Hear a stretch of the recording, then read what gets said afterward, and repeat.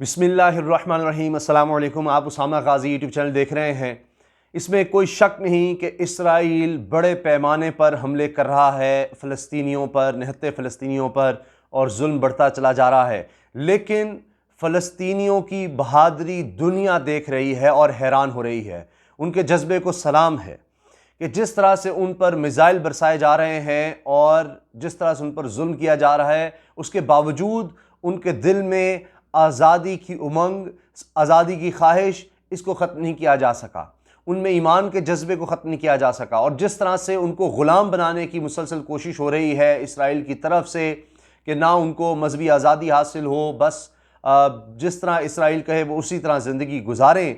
और पहले उनको एक तरह से हर तरफ से कैद सी में रखा हुआ है, लेकिन मज़ीद अब वो पीछे हटने को तैयार नहीं है। अब इसराइल के लिए टेंशन्स बढ़ती चली जा रही हैं, हर महाज पर उसके लिए मसाइल बढ़ रहे हैं।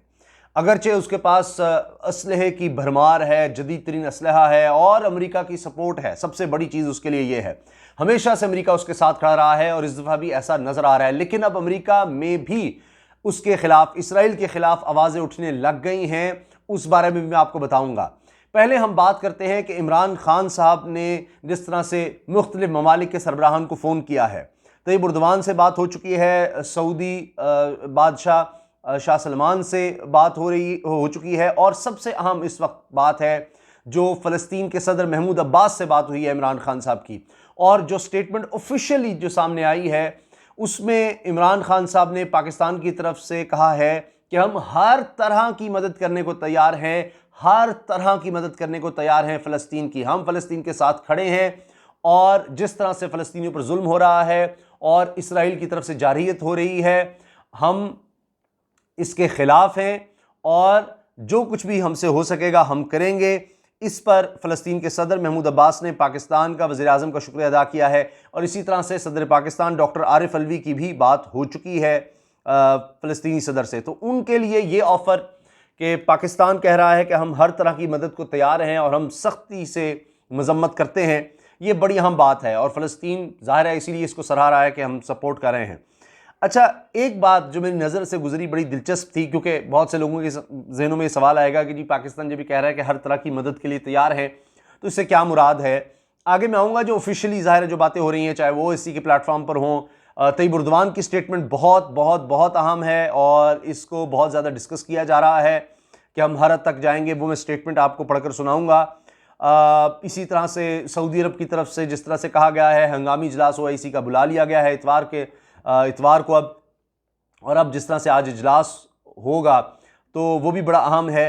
और उसमें अगर सख्त स्टेटमेंट्स आ जाती हैं, कोई एक लाहेमल आ जाता है इसराइल के ख़िलाफ़ कि ये 57 इस्लामी ममालिक हैं, ये अगर किसी तरह का कोई बायकॉट की तरफ जाते हैं, या हालिया दिनों में जिन ममालिक ने तस्लीम किया है, चाहे वो यूएई है या दीगर ममालिक हैं, वो कहते हैं कि जी अगर ये जुल्म ना किया गया तो हम दोबारा से सिफारती ताल्लुकात ख़त्म कर लेंगे, तो ये एक बहुत बड़ा धचका इसराइल के लिए हो सकता है।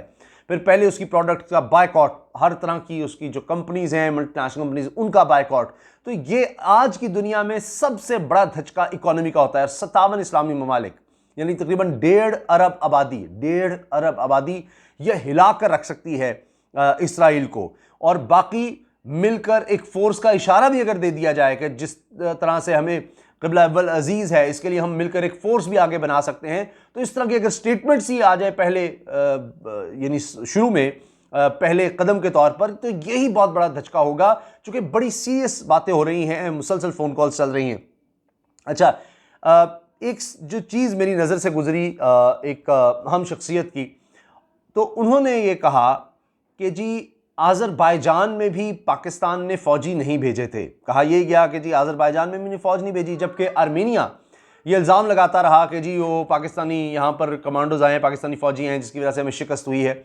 तो बहरहाल पाकिस्तान ने कहा कि जी ऐसी कोई बात नहीं। तो यही बात आई कि जी हमने कोई फ़ौज नहीं भेजी थी आज़रबाईजान में, लेकिन जब आज़रबाईजान जंग जीत गया, जो हालिया जंग हुई आज़रबाईजान और आर्मीनिया के दरमियान, तो उसके बाद आज़रबाईजान ने सबसे ज़्यादा शुक्रिया पाकिस्तान का अदा किया था और तुर्की का भी अदा किया था। तो जनाब इससे आप अंदाज़ा लगा लीजिए कि क्या हो सकता है, क्योंकि फिर आगे खामोश रहना बेहतर है, आगे आप बात समझ गए होंगे। तो ये बातें हो रही हैं, अहम शख्सियात ये बातें कर रही हैं। तो खैर जनाब, तो ये मेरा कहने का मकसद ये था कि अब आप समझ जाएं कि पाकिस्तान हर तरह की मदद को तैयार है फ़लस्तीन की।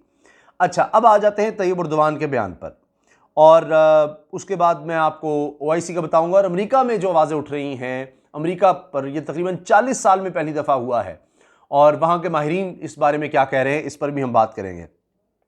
तैयब उर्दवान का आपको पता ही है कि पहले दिन से बड़ी सख्त स्टेटमेंट्स आ रही हैं और बिल्कुल उसी तरह जिस तरह इमरान खान साहब ने जो बात की वो किसी भी तरह से इसराइल को क्या हज़म होनी थी, इसराइल के साथ जो हैं उनको भी हज़म नहीं हो रही, क्योंकि इमरान खान साहब ने कहा कि I am PM of Pakistan and we stand with Gaza, we stand with Palestine. ये इमरान खान साहब ने जब ट्वीट किया तो उस ट्वीट में जो चीज़ बड़ी इसराइल के लिए या उसके हामियों के लिए बड़ी ख़तरनाक कहें या उनको बड़ी बुरी लगी वो ये थी कि उसमें नोम चॉम्स्की जो कि मशहूर दानिश्वर हैं उनके कुछ जुमले या उनकी एक कोटेशन जो है उसको कोट करते इमरान खान साहब ने कहा था, और उसमें एक ख़ास बात थी कि उसमें जो रॉकेट फायर किए गए हैं उसको ओन भी किया गया था और उसकी तायद की गई थी। अब इसका मतलब क्या है कि फ़लस्तीन की तरफ से, हमास की तरफ से जो हमले हो रहे हैं इसकी पूरी तरह से पाकिस्तान तायद कर रहा है हमलों की, इसराइल के खिलाफ हमलों की।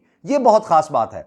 अब नोम चॉम्स्की का जो कोट जो जुमले इमरान खान साहब ने अपने ट्वीट में साथ लगाए वो थे, you take my water, burn my olive trees, destroy my house, take my job, steal my land, imprison my father, kill my mother, bomb my country, starve us all, humiliate us all, but I am to blame.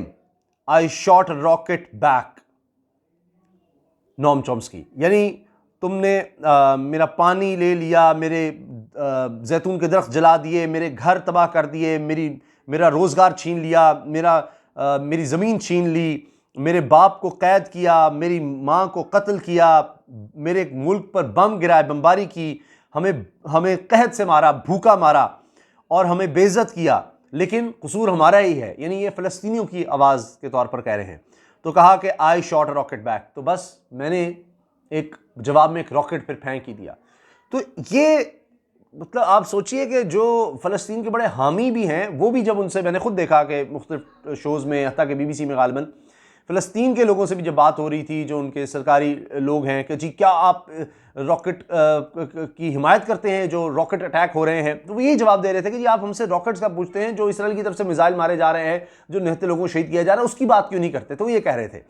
तो ये क्योंकि लोग में ये मनवाना चाहते हैं, हाँ जी आप रॉकेट्स जो है वो फायर करने की हिमायत करते हैं, रॉकेट हिमायत, तो बस फिर साथ ही कि जी बिल्कुल, जिस तरह अमेरिका के सदर ने कहा कि जी इसराइल को अपने दिफा का हक हासिल है, चूंकि रॉकेट आए हमास की तरफ से दिफा का हक हासिल है, तो वो फिर इस बहाने को ले जाते हैं, इसको भूल ही जाते हैं कि जिस तरह से कत्लेआम हो रहा है, क्योंकि अब 125 से ज़्यादा तादाद होगी है शहदा की, जिनमें 30 से ज़्यादा बच्चे हैं, इसके अलावा ख़वातीन भी शामिल हैं जो फ़लस्तीनी शहीद हुए। तो इस चीज़ को फिर दबा दिया जाता है कह करके, देखा रॉकेट फायर करने का, ये तो सारे मुसलमान साथ आ गए। तो इमरान खान इससे पीछे नहीं हटे, उन्होंने इस चीज़ को एक तरह से इसकी तायद की है। तो ये एक बड़ी अहम बात है, कोई लगी लिपटी नहीं रखी। अच्छा, अब इसके साथ साथ एक और चीज़ जो मैं कहना चाह रहा हूँ, जो चीज़ मुख्तलिफ जगहों पर कोट हो रही है कि अब हिजबुल्लाह भी इसमें आ गया है। अब हिजबुल्लाह की तरफ से, क्योंकि लबनान हमसाया है इसराइल का और वहाँ पर हिजबुल्लाह तंजीम बड़ी एक्टिव है, और माजी में 2006 में बहुत बड़ी झड़पें भी हो चुकी हैं हिजबुल्लाह तंजीम के दरमियान और इसराइल के दरमियान। तो अब वहाँ से 3 रॉकेट फायर किए गए, जिसकी इसराइल तस्दीक कर रहा है, ऑफिशियली तस्दीक कर रहा है कि जो 3 रॉकेट वहाँ से फायर हुए। अब ये नहीं बताया जा रहा कि किसने ये फायर किए, क्या हुआ। इसके साथ साथ ये भी इसराइल की तरफ से वीडियो शेयर की जा रही हैं जी, कुछ लोग आए, उन्होंने फेंस तोड़ी, यानी बॉर्डर तोड़ा और आकर आग लगाई, इसराइल के इलाके में आकर आग लगाई, और ये बताया जा रहा है कि इसमें दर्जनों लोग थे जो लबनान की तरफ से आए, ये दर्जनों लोग थे और इन्होंने आकर आग लगा दी इसराइल के इलाके में। इसी तरह से ये भी कहा जा रहा है इसराइल की तरफ से कि जी हमने एक शख्स को शहीद भी कर दिया गोली मारकर। इसके साथ साथ उर्दन की तरफ से लोग बॉर्डर तक पहुंच गए, हज़ार लोग हैं, बड़ी तादाद है, और बॉर्डर मतलब इसराइल के अंदर दाखिल होने की कोशिश करते रहे, यहां तक हुआ है। तो हर तरफ से इसराइल पर दबाव बढ़ता जा रहा है, खतरात बढ़ते जा रहे हैं। अगर हमसाया मुल्क की जरूरत दिखा दें तो इसराइल के लिए मुश्किलात और बढ़ सकती हैं। अच्छा, इसमें अब चूंकि रॉकेट्स फायर हुए हैं लेबनान की तरफ से, तो इसमें 2 बातें कही जा रही हैं कि या तो यही कोई फ़लस्तीनी ग्रुप है जिसने ये फायर किए हैं, या हिजबुल्लाह है। अभी तक अब चूंकि खबरें ज़राए से चल रही हैं, हिजबुल्लाह का इस हवाले से कोई वाज़ेह तौर पर बयान सामने नहीं आया कि जी उन्होंने फायर किया नहीं किया। फ्रांस 24 जो चैनल है वो ये कह रहा है कि जी उन्होंने अपने सोर्सेज से पता कराया है, हिजबुल्लाह के लोगों से पता कराया, वो कहते हैं हम नहीं है। बहरहाल बाज़ जगहों पर हिजबुल्लाह को कोट किया जा रहा है, यानी कहा जा रहा है कि ये हिजबुल्लाह ही हो सकता है, तो हिजबुल्लाह की तरफ से किए गए। तो ये एक खतरे की घंटी हो सकती है इसराइल के लिए कि अब हिजबुल्लाह भी बीच में आ गया, यानी हमास है उसको भी एक इंटरनेशनली अमेरिका भी कहता है जी ये तो दहशतगर्द है, और इसराइल तो उनको दहशतगर्द कहता है इस तंजीम को। अब हिजबुल्लाह के लिए भी इसी तरह का इसराइल इस्तेमाल करता है, और हिजबुल्लाह ने बड़ा टफ टाइम दिया, जो कि एक गुरीला वॉर की तरह लड़ते हैं, कोई बाकायदा फोर्स नहीं है। तो अगर वो भी इसमें शामिल हो जाते हैं जिस तरह से अभी खबरें आ रही हैं, तो ये इसराइल के लिए एक और ख़तरे की घंटी है। अच्छा, आखिर में मैं अर्ज़ कर देता हूँ तय्यब उर्दवान ने क्या कहा है। जनाब तय्यब उर्दवान ने कहा है कि मस्जिद अक्सा की जानिब बढ़ते हाथों को हम रोकेंगे, ये तुर्क सदर ने कहा है। तुर्क सदर रजब तय्यब उर्दवान ने कहा है कि फ़लस्तीन में इसराइली जुल्म और जबर के खिलाफ अगर पूरी दुनिया खामोश भी हो जाए तब भी हम इस जुल्म के खिलाफ आवाज़ उठाते रहेंगे। तुर्क सदर ने बरसर इक़्तिदार इंसाफ और तरक्की पार्टी के नुमाइंदों से बज़रिया वीडियो कॉन्फ्रेंस मुलाकात की।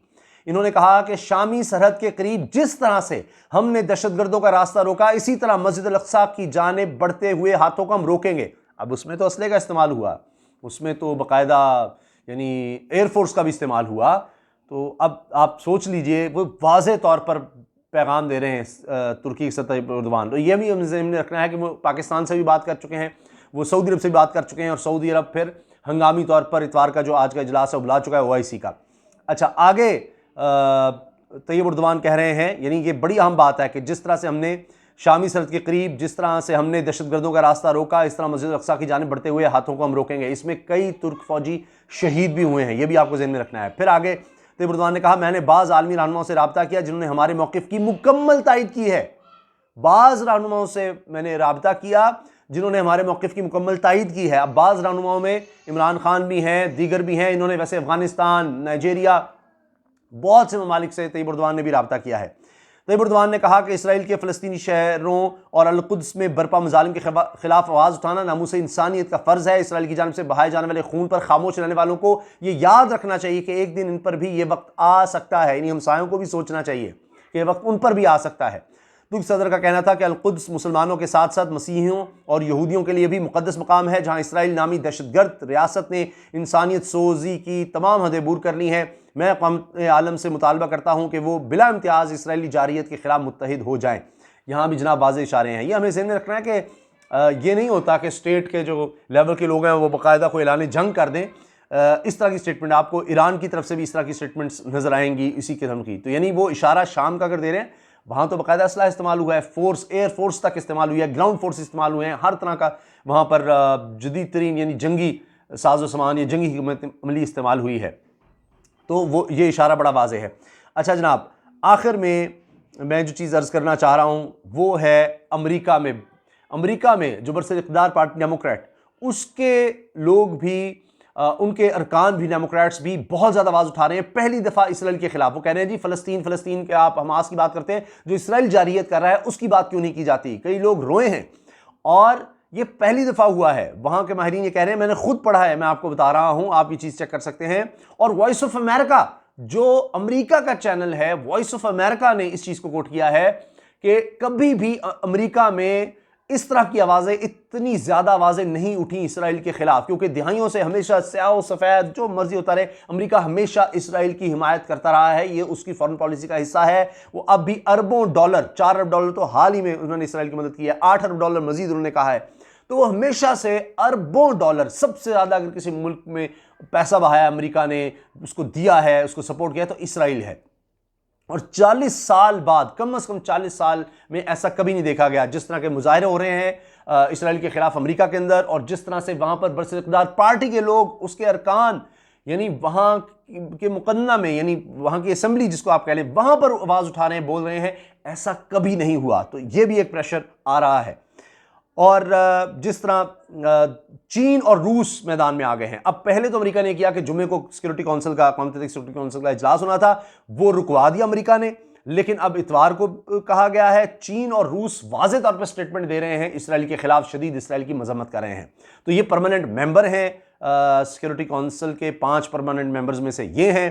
तो लिहाजा अब बहुत ज़्यादा इसराइल पर दबाव आ सकता है, इंशाल्लाह आएगा। अगरचे जब भी कोई इसराइल के ख़िलाफ़ करारदाद आती है तो वीटो का हक होता है, यानी वो कोई एक भी 5 मुल्क उसको वीटो कर दे तो वीटो करने का मतलब ये है कि करारदाद वो पास नहीं हो सकती। यहाँ पर कोई भी करारदाद सिक्योरिटी काउंसिल में आ सकती है, सख्त से सख्त भी आ सकती है, तो इतना आसान नहीं होता। वीटो तो कर सकता है कोई मुल्क, लेकिन उसके बाद जाहिर है कि उसके खिलाफ भी फिर रायमा बनती है। तो लिहाजा इसराइल के ख़िलाफ़ हर सतह पर इस वक्त हमें प्रेशर अल्हम्दुलिल्लाह नज़र आ रहा है, और किसी भी तरह से अभी तक फ़लस्तीनियों के हौसले हमें पस्त नज़र नहीं आ रहे, इतनी कुर्बानियों के बावजूद।